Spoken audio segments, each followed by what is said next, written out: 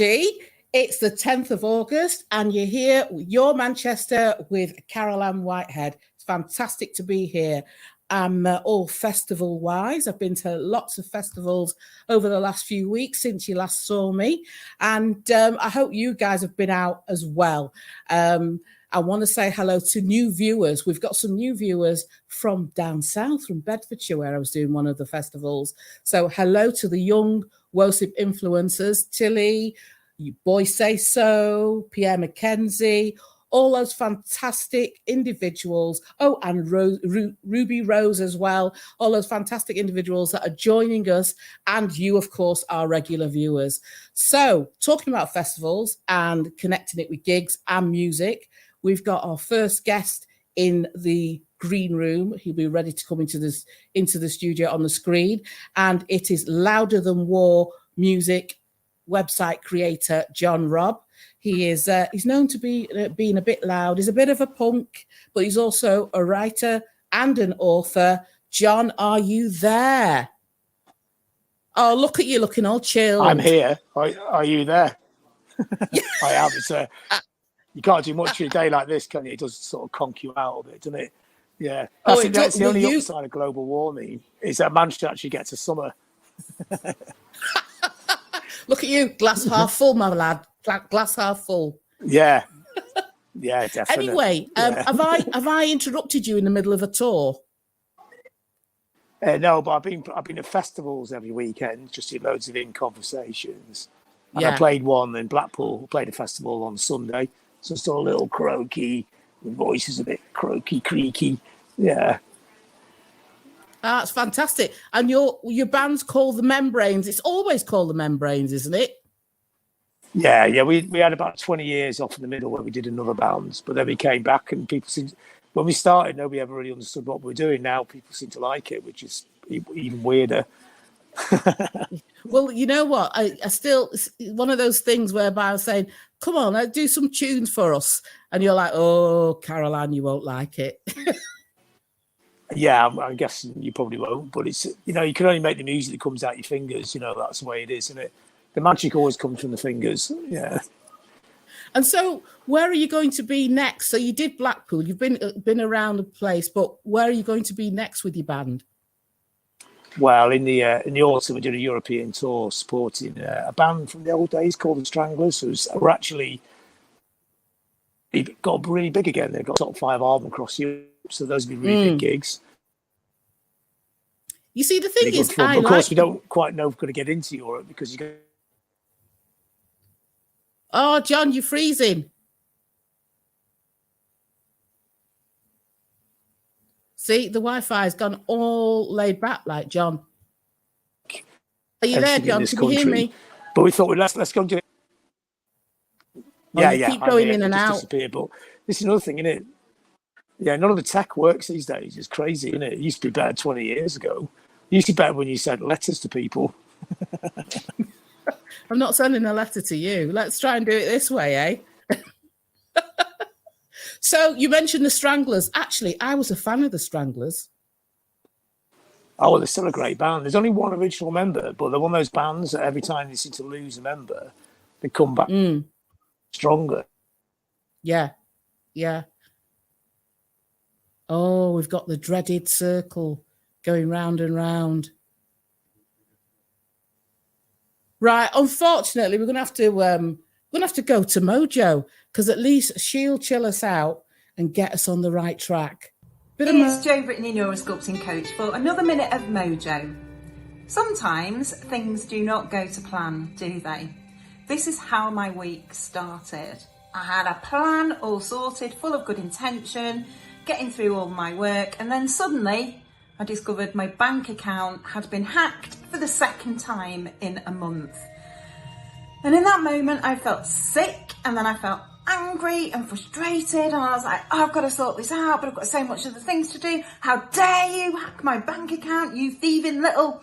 And I had this guy, Frankenstein, running amok in my brain. What I really needed to sort stuff out and to get back on track was this guy, Einstein. Einstein is my calm, problem-solving brain. The trouble is, when this guy's running amok, I can't do this guy. So what's one way of getting yourself calm and activating Einstein, who is your genius? It's really simple, just to take a few deep breaths in through the nose and out through the mouth, just to calm the Frankenstein circuits. If you're ever feeling like that, give it a go. Your breath is so powerful. I'll be back next time for another minute of Mojo. In the meantime, come and connect with me on my Instagram page, joebritton.mojo.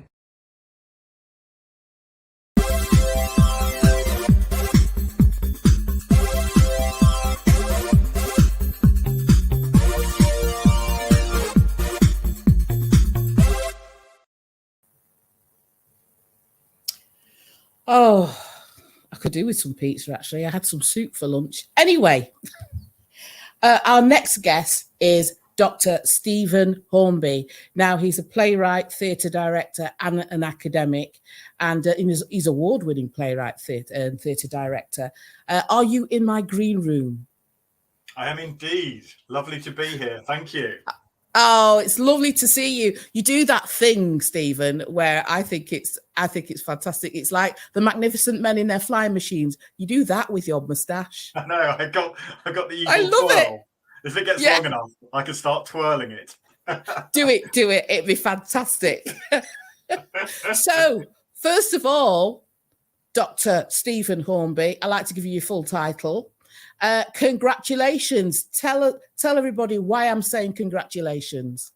Well, we've just had a show called The Day the World Came to Huddersfield on tour, and we opened it at the Greater Manchester Fringe Festival, the wonderful festival that's here all across Greater Manchester in July and has come back in force this July with loads of wonderful shows.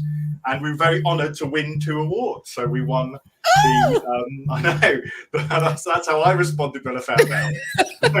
So we won the Best Drama Award from the Greater Manchester Fringe, and we also won the inaugural Queer Lit Best LGBTQ Plus Production Award. So Queer Lit are an LGBTQ plus bookshop in the Northern Quarter, independent bookshop, and they very generously decided to sponsor an award for the best LGBTQ production. So I'm doubly honoured and a little bit fagged out from carrying it on the bus because it was very heavy. Normally awards, sometimes it's just paper, whereas this was a wonderful piece of sculpted glass.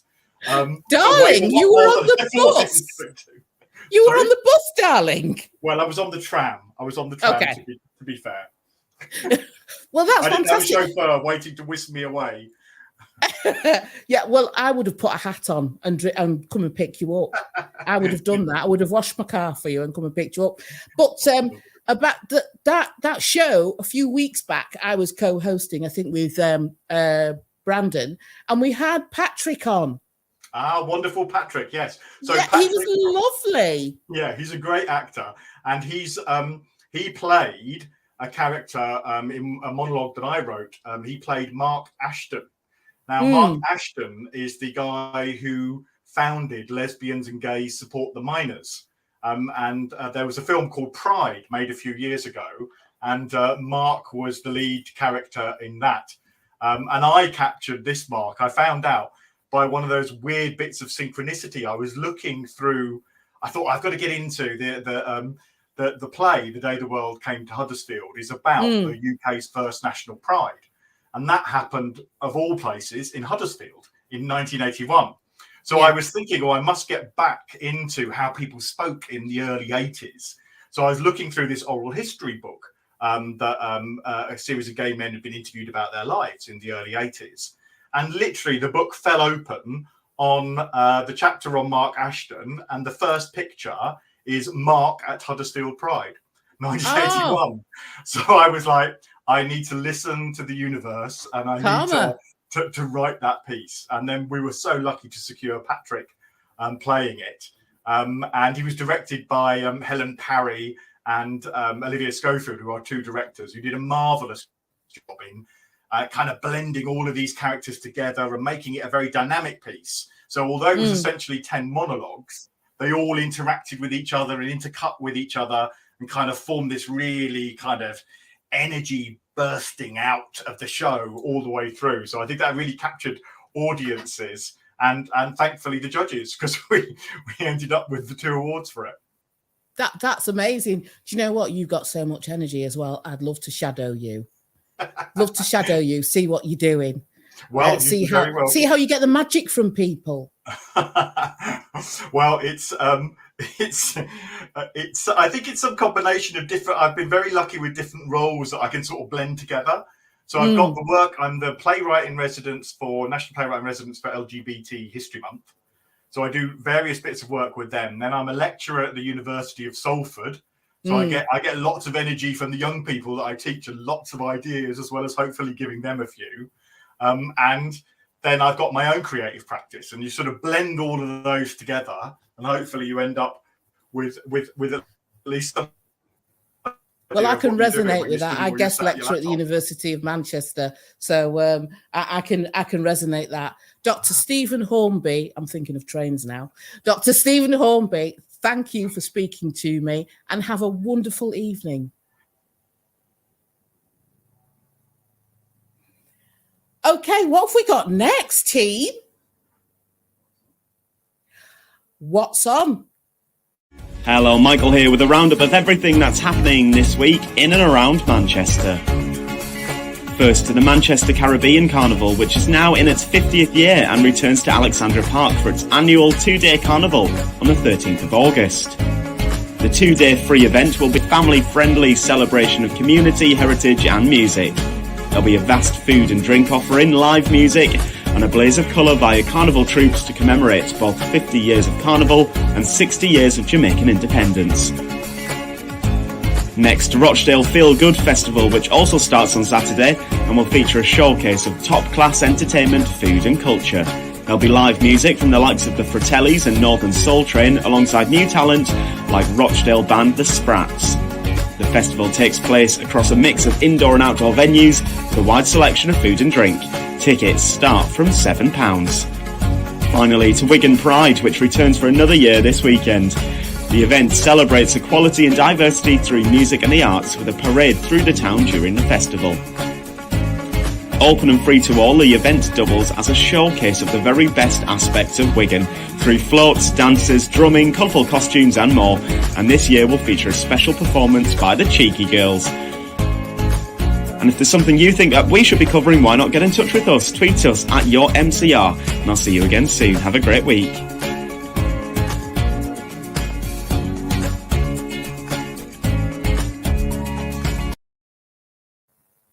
I knew there was something I had to tell you, and lovely Michael has just told us. So he mentioned the Caribbean Carnival, the Manchester Caribbean Carnival, which is absolutely brilliant, fantastic fun, and that's happening this weekend. So that's the next place I will be.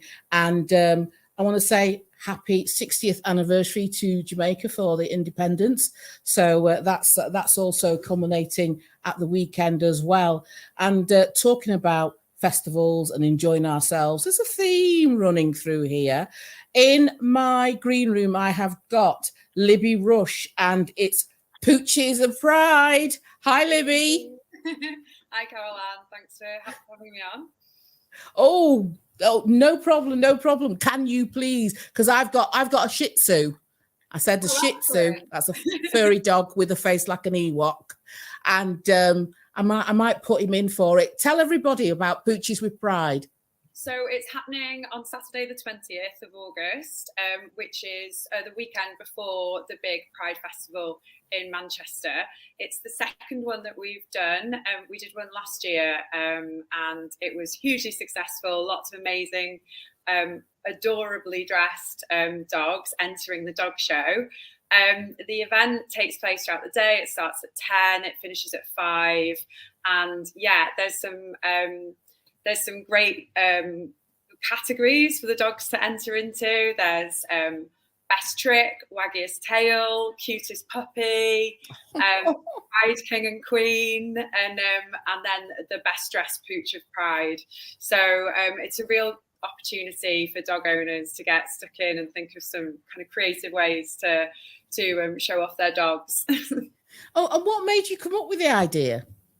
So we actually have like a dog community called Explore, which we came up with during COVID. So many people in the city centre bought dogs, and we wanted to kind of have a platform in Manchester where we can educate people about looking after dogs in the city centre. Very important. Yeah, it is. And I think, that's another element of the dog show, is that we actually have some dog talks on like first aid and dog training and dog behaviour as well. But yeah, we did a launch event last May, and it was fantastic. We had over 1,000 people attend, and from then we've just wanted to do more and more events. So the Pooches of Pride is going to be one that I hope returns every year. Over 1,000 people. Yeah, and we actually did another one in May as well, and had even more people attend. So yeah, it's been a really successful event. There's so many dog owners in the city. Well, I know there is. So can I ask you, are there any badly behaved dogs? Always. Yeah, definitely. I mean, we ask that everyone that's bringing a dog keeps it on the lead, and tries to keep control. But if you've got hundreds and hundreds of dogs running around in the park, then there's going to be a little bit of chaos. Be prepared for lots of very well behaved dogs, but lots of naughty dogs as well. Yeah, I can imagine the risk assessment. So, okay, so we've got viewers watching now, and they're thinking, oh, I could enter my little Chester or my little Milo into Pooches for Pride. What should they do? Tell everybody what they need to do. If you go on explore.com, there's a link there on the events section, and you just need to register via Eventbrite, or you can search in Eventbrite for Pooches of Pride, and it should come up. The event takes place, I don't think I said it's at Angel Meadow Park, and it's on Saturday, the 20th of August. Where is Angel Meadow Park? So it's just a short walk away from Victoria train station. If you're familiar with the Noma building, number 1 Angel Square, that looks like a big ship. Yes, I know. It looks like a ship, doesn't it? Yeah. Yeah, it looks like a ship. So it's just a little bit beyond there. It's on. Well, I mean, Angel Meadow Park's on Angel Street. So right. If you pop that in your sat nav, you should be able to. So it's not far. It's not far out the city centre and close to Hope Mill Theatre. Yeah, close to Hope Mill Theatre, and about a 5-minute walk from Victoria train station or Anco. It's all the Green Quarter. Well, that's fantastic. Right, okay. I think I'll have a word with our Milo and see if he's up for it. He's not one for wearing clothes or whatever, but we'll see what happens. Libby Rush, thank you so much for joining me. Brilliant. Thanks for having us on. Cheers. No problem. Yes, all my Milo wants to do is lie on his Pride Rock, which is the buffet in the living room, and watch some telly. Let's go to our Hayley to find out about what's going on the box. Hi, I'm Hayley and welcome to this week's On The Box. How's everyone doing? How fantastic has the Commonwealth been? England, Scotland and Wales have done absolutely brilliantly, of course, and I really, really love it. Now, this week is all about Netflix. The first thing I want to recommend is a film that's been in the top 10 for the past week or two. It's Purple Hearts. It's about a poor singer-musician who really needs help with her medication, and she agrees to have a marriage of convenience so that she can get health care to cover the cost of her diabetes medication. It's a really, really wonderful film. Give that a watch. I've also started watching the comedy series Uncoupled, about a man who becomes single for the first time in 17 years. And there is an extra series of Virgin River too. And also the series The Sandman, a thriller. It's absolutely brilliant, and it's about the dreams and nightmares invading the waking life. Do give that a watch. That's it from me. I shall catch you next time. And remember, stronger together. Bye.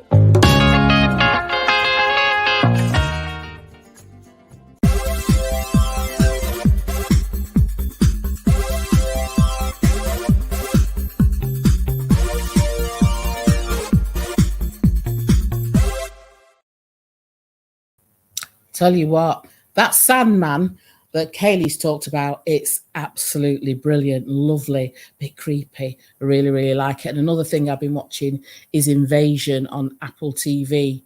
Talking about Invasion, there are two young men that have created the Greatest Hits game show. It's becoming extremely popular. Let's have a look. So I'm Oli, and Frankie's over there. Where's the camera? Oh, there it is. There you are. And it's the moment that you've all been waiting for. All you listeners, all you watching. It's the return of the Greatest Hits game show. Now, this week we're going to be playing it in our takeover show, and we've got an extra round of questions all about the 2000s. So welcome to the Greatest Hits game show. I'll be your host as we're once again joined by Eugene. Hello. Welcome back to the show. How are you doing? Thank you. I'm good. Are you good?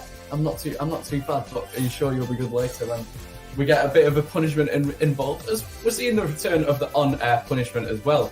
Now, I've got two questions from the 70s, 80s, 90s, and the 2000s, and I've prepared an extra little one in case you both do awful, or you both get the same amount, and then we'll go to sudden death. Lovely. And in sudden death, who knows what happens there? Who knows? But I can tell you a punishment will be involved.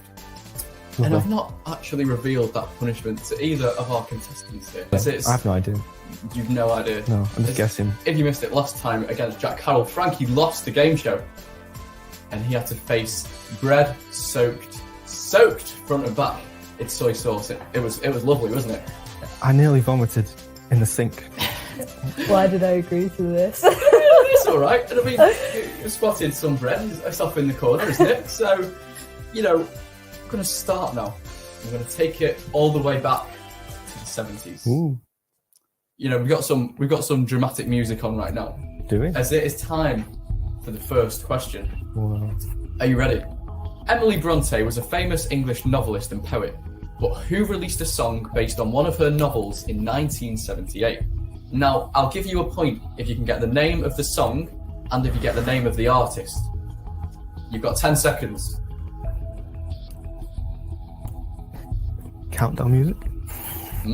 I have absolutely no clue. Do you want me to repeat the question? No, You just don't I have a heard the clue? question. I just We've got don't have a Scooby-Doo. Okay, Frankie. No, I only know this, I think, because of Stranger Things. Is it Kate Bush? Eve? No idea. Have you got the name of the song, Frankie? No, but I know she did work inspired by poets. Well, I'll give you a point for that, as it is Kate Bush. Nice. So Frankie's one ahead. Come on, Eve, you've got to bring this back now. I want to see Frankie do the punishment. I'm not going to lie to you. Why? And the song was Wuthering Heights.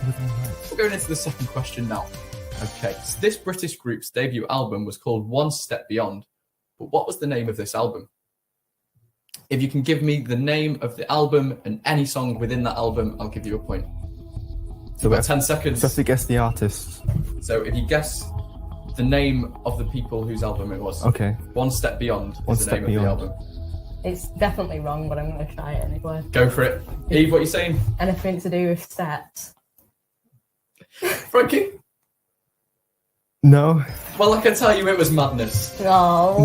Madness, it was Madness. Oh. I actually quite enjoyed Madness. I think I had this album, You had the album? I think so, yeah. In when the I was 70s? younger. Can you believe it? No, not in the 70s. Only when I was younger.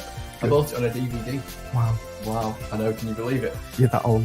Well, we're now going to move into the 80s. So at the end of the 70s, the score is 1-0 Frankie. Yes. Are you ready for the 80s? As this could be your time, Eve. This could be your time to take back. I think I'm alright at 80. Yeah.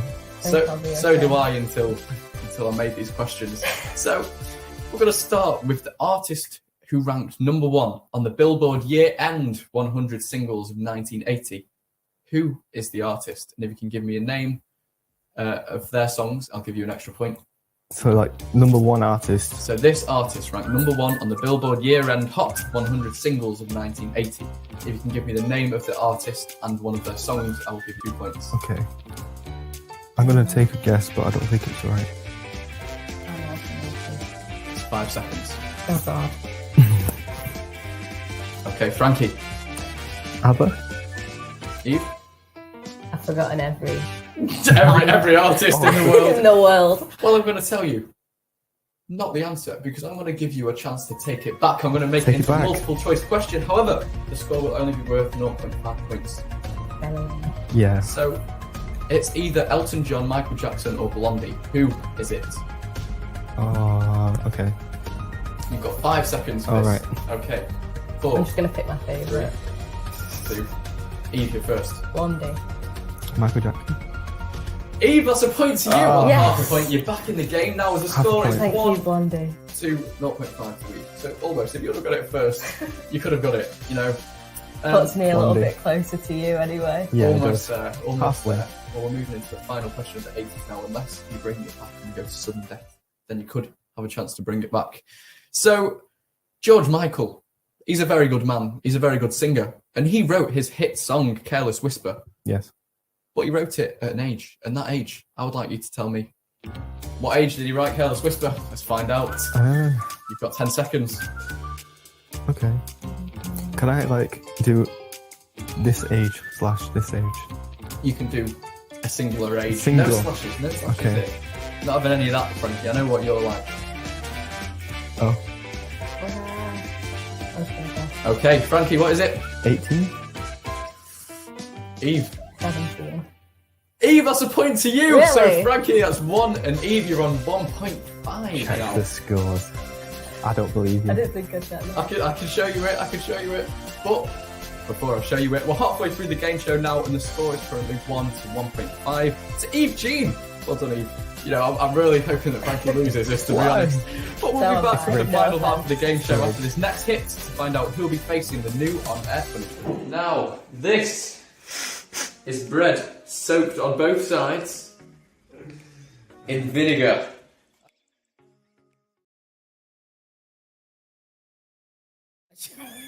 They won't have me on there because I know most of the answers because I'm past a certain age, so I remember all of them. I was shouting at the screen when it was on. Tune in next week for part 2 to find out what that bread is soaked in and what on earth is going on with our version of Ant and Dec, but worse. Right, okay, it is heating up here. So I need to go to the young man that talks about the weather. This week I'm here in Mosley, home to Melanie Sykes and Britain's Got Talent winner, John Courtney. Here's this week's weather. Thursday is looking sunny with the temperatures of 28 degrees Celsius. Friday is looking sunny with the temperatures of 28 degrees Celsius.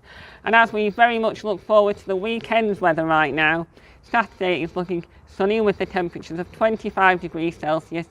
And Sunday is looking sunny with the temperatures of 23 degrees Celsius. So it's going to be good, and you can get your washing out, dear. So you can get your smalls out. All right, and now it's time to hand over back to the studio for this week's brilliant episode of Your Manchester.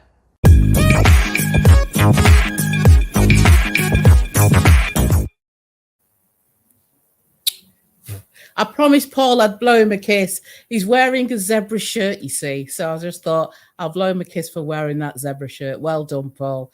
Right, okay, we've come to the end of the show. Unfortunately, we didn't hear a lot from John Robb, but I'll do a Whitehead Files with him another time, and then we can actually show it in the show, find out more about the Green Academy and what that's about. I'll try and get him before he goes on his European tour. Thank you to Dr. Stephen Hornby, and congratulations on the award. And don't forget to get down to Angel Meadow Park for Pooches of Pride. Thanks for Libby Rush for speaking to me. And the guys, Oli and Frankie, for their Greatest Hits show. And tune in next week for that as well to find out what the bread's soaked in. I have no idea. Anyway, look after yourself. Stay calm, stay cool, drink lots of fluid. And this is Caroline Whitehead for Your Manchester.